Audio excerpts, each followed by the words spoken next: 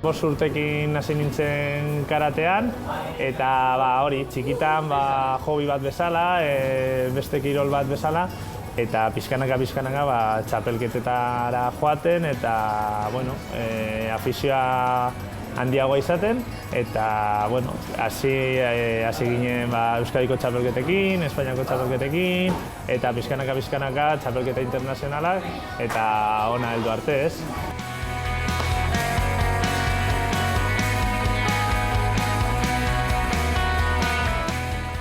La verdad que hemos visto la progresión. Bere bilakaera guztia ikusi dugu. Azken finean, entrenamenduaren fruitua da. Bizi guztien egin dugu karatea, eta berak probaz esan nahi genuen. Bizitza pertsonalerako gauza garrantzitsuak ekarlia zaizkioke eta. Gainontzekoa bakarrik etorri da. Ezken neukan iritsi den tokira heltzeko asmorik. No había ninguna intención de que llegara donde ha llegado. Físicamente, pues... Fisikoki ez da ez azkarra, ez oso indartsua. Eliteko kirolari baten mailan dago, baina batez ere buruz da aparta. Borroka irakurtzeko gaitasun oso ona du. Que es dificilísimo. Oso zaila dela, jakina. Litekena da berriz horrelakorik ez errepikatzea, baina agian bai. Momentuz, podiumean egoteko gaitasuna duela erakutsi du.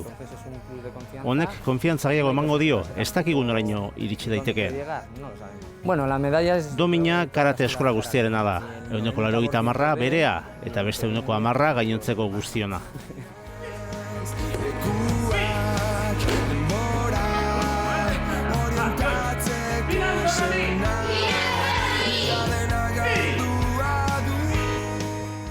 Dakizun guztia umei transmititzea, eta gainera jakinda ni beraie bezala hori ja pasatu dudala, asko gustatzen zait gainera beraiekin lan egitea, eta gustora.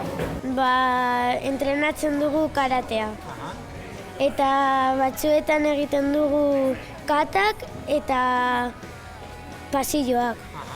Eta maixua zein da? Jagoba. Eta zen muguzko maixua? Ona. Ona, seguru? Bai. Beti daude zainea ze txapelketara noan, zer egiten dudan, beti irratian, telebistan edo egunkarietan beti daude oso adi agertzen naizen. Eta beraiek dira gehien posten direnak zerbait lortzen dudanean. Kartzen direnean domina bat edo kopa bat, beraiek liluratu da gelditzen dira, ez? Badakizue munduko txapelketan domina bat lortu dela? Bai. Erakutsi duzue domina? Bai. Eta zuek handitan zen nahi duzue, jagoa bezalako izatea? Bai. Edo beago.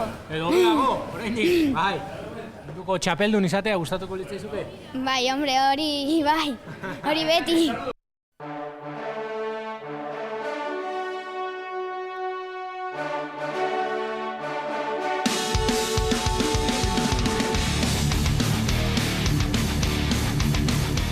Ni uste dut txapelketa honetan gertatu dena da presiorik gabe joan naizela, saiatu naizela txapelketaz disfrutatzea, eta egia esan hobeto atera direla burukaldi guztiak, eta agian klabea hori izan da, ez?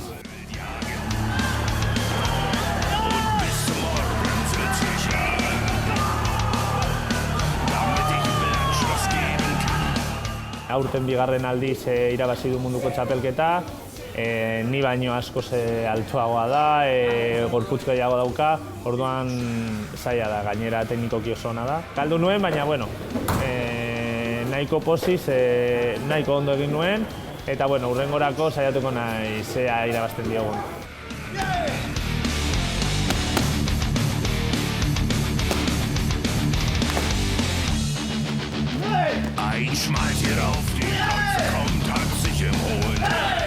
Kirol guztietan konfiantza oso garrantzitsua da, eta nahiz eta zu jakin lortu alduzula, baina emaitzak ez badira ailegatzen, konfiantza pixka bat galtzen duzu momentu batzuetan, eta domina hau konfiantza asko ematen dizu, eta beste txapelketa batzuetarako seguru bestera batean burukatuko dudala.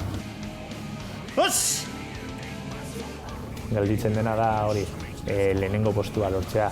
oso zaila da, agian ez da berriro errepikatzen munduko txapelketa batean domina lortzea, baina bai, saiatuko gara indar guztiekin hori lortzea, eta lortzen badugu, poz-pozik ez.